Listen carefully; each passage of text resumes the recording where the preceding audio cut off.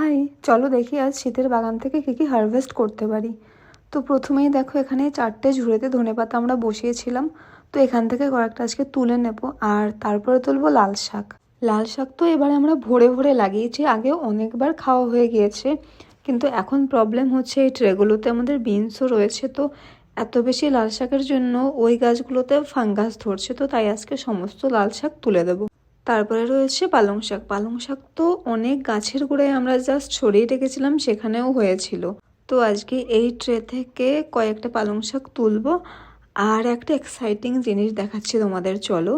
আমাদের যে ওলকপিগুলো সেগুলো কিন্তু তৈরি হওয়া শুরু হয়ে গেছে, দেখো ছোট্ট ছোট্ট ওলকপি কিন্তু দেখা যাচ্ছে।